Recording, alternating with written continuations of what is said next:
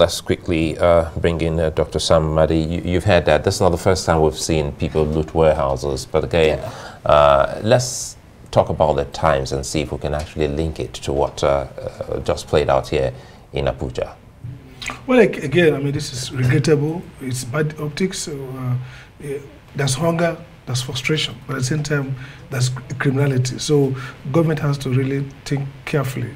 50 people arrested. Are you going to, prosecute these people like regular criminals? Are you going to see it as unfortunate evidence of total collapse of maybe hopelessness and hunger? I mean, look at how those guys were gleefully carrying those bags of whether it's rice or maize or whatever.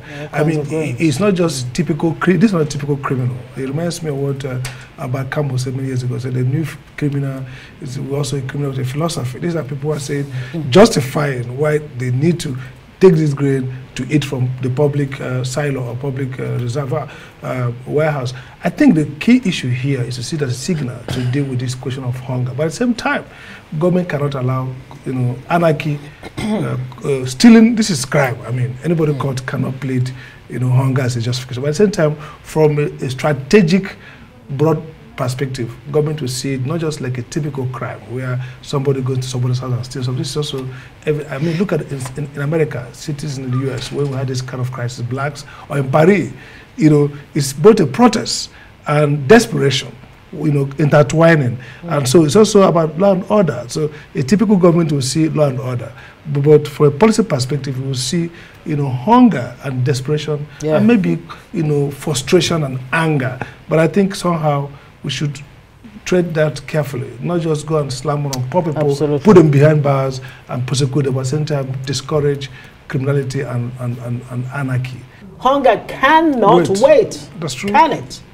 Now, when you say, I mean, those behind, they're actually referring to them as culprits or the criminals behind the looting of the, But there are deeper issues here, aren't there? Some weeks back, the president gave a directive that 42,000 tons of grains should be released out of the 60-something thousand, that we have in the country. It wasn't done, but only today we're hearing from the Minister of Agriculture that grains will be released. We keep hearing this. But apparently, these people, do they understand that hunger cannot wait? That Nigerians indeed are hungry, because for a man to go out that way, to loot, in quotes, I think looting is not part of our culture. It's not. I mean, unlike in some part of the world where it's a form of protest, political protest. Ours, people don't want to show their poverty. We are people that want to mask our poverty. So if it gets to the point where men, fathers can speak to the camera and try to say, we need to take this, justify it, then it's a signal that something is really wrong. And I agree with you. See, the government has been, let's be fair, very incompetent. Look, the president announced a grain distribution. All over 2-3 months, or 2 months at least, or a month, nothing has been done. Now, the day that people went and raided helping themselves, the Minister of Agriculture's storehouse, you announced you are now about to deploy 42,000 metric tons of grain.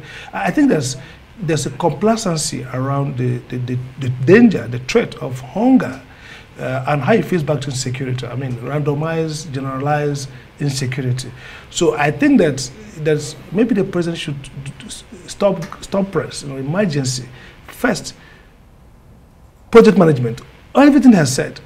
Salary increase, CNG, nothing the president has announced. I remember the day we came back from the chief of staff over the labor issue, and he made an announcement rolling out over 13 initiatives to mitigate what was promising to be a difficult time for middle-class Nigerians and even professional Nigerians. None of those things have kick-started. The CNG is nowhere to start. And so there's a generalized incompetence and inefficiency with the government. Look, beyond whether the policies the government chooses are the right policies, we can debate about whether the forex floating or whether the subsidy is the right policy. But wrong policies can even be better implemented. So the question is, why are you not even doing the basic things you say you will do? Salary increase, labor stock, think around this grain disposal, nothing happened. Think around cash transfer. The whole ministry got gutted by fire of corruption. The wage award for nothing has happened. So when you are prosecuting these, call them hoodlums, desperate, hungry people, I hope we also prosecute government. That, look, you understand that this is really going to be tough. Look, a country with the lowest minimum wage in the whole world, by 30,000, which some states are now saying we're going to pay 30,000. I mean, so when we talk about Nigerian minimum wage as 30,000, that's not true.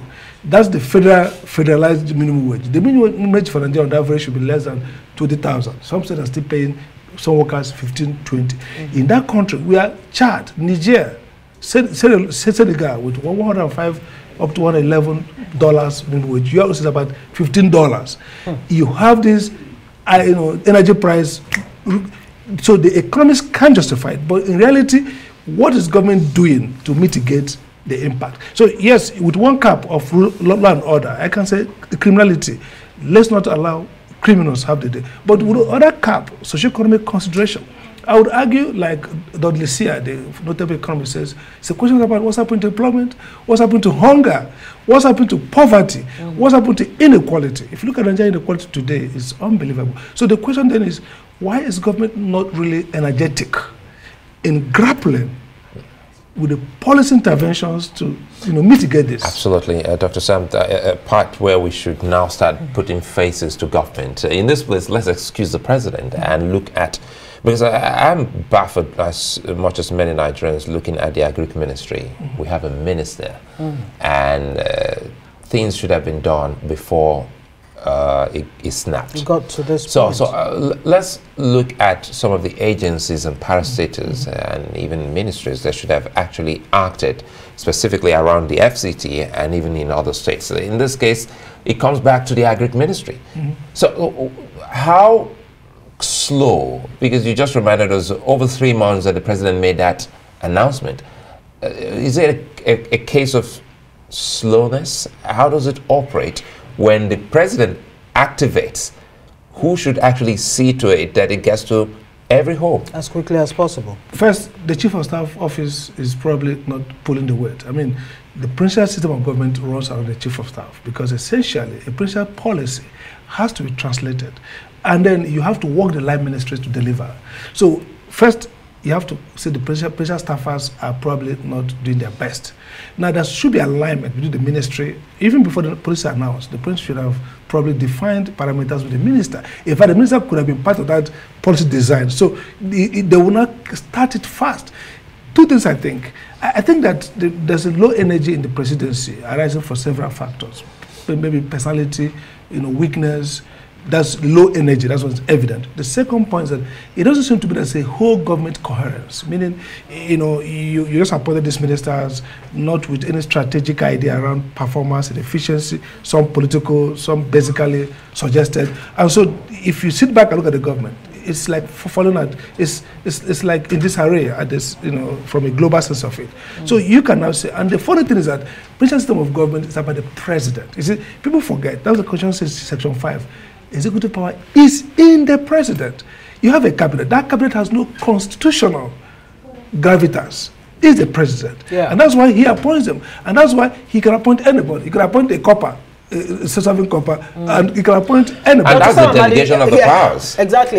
So he delegates, he's still responsible, accountable. So yes, we can blame the ministers, but these are not politically responsible to anybody. Is that not where the problem is? Can the president really come up with any policy, no matter how brilliant, that can feed Nigerians? What are the state governors doing? Isn't that where, they really should be in the driver's seat of ensuring that Nigerians are, don't have to think of food? Absolutely, that's a good point. But again, you see, part of our very, very unbalanced federalism is that the president pulls the governors. He doesn't have the power all the time to coerce them, to confiscate or force them. But the presidential power is the power to nudge, to use budgetary non-budgetary, what you call granting aid. Have meetings with governors. Exactly. But the question is the the prince should also name and shame. So we want to see a president define the agenda well. And we see some states align and some fail. But what we see is the conspiracy where there's like, oh, party. The prince should call out states that are failing woefully. That's part of the job of the president. Yeah. You know, in the president's government, he said, look, this is our intervention. This is what we expect for the state to match up. Imo State is doing well. Just hypothetical. Yeah, as an example. Benue, you're not doing well. So the crisis is that the kind of federation we run is that everybody focus on the president because you have a almost national economy. You don't have state economy. And that's what we're talking about, fiscal federalism. That's what we're talking about, restructuring. Decentralizing. States will be responsible. But again, you're going to have a national coherence first. So even if some states are doing well, I mean, you can argue that Lagos probably is doing better than, let's say, another state. But again, the way a national economy, the artery of national economy is connected, is that this hunger will spill over. Now, you will see people migrate to where it's looking better. So we need to have at least realistic whole scale. By now, the NEC, National Economic Council, should have met on an emergency on hunger, define clear interventions. And again, you don't just say, we're going to do something. You have to plot it. The director of governance is that if it doesn't translate from strategy to operations to tactical engagement, this is actually how the truck will move. We're going to start disbursement on Friday. State A and B is going to get this. So tracking, NGOs, media people, start tracking. The problem is that everything government says is more like propaganda. So there's so much focus on propaganda at the state and national level. But that's why in the next 6 months, we might be talking about this poverty aggravated with no tangible interventions to deal with it. So I think at this point, I mean, look at the statement the president made about Labour Party come and run election. Yeah, we are still in this mode of campaign. I mean, we should exit the political corridor straight away because this is a time of emergency. And what we are seeing now is that everybody is doing politics and not doing governance. And we really do hope that the government will take this into account. Always a delight having you, Dr. Sam Amadi. Many thanks for your time.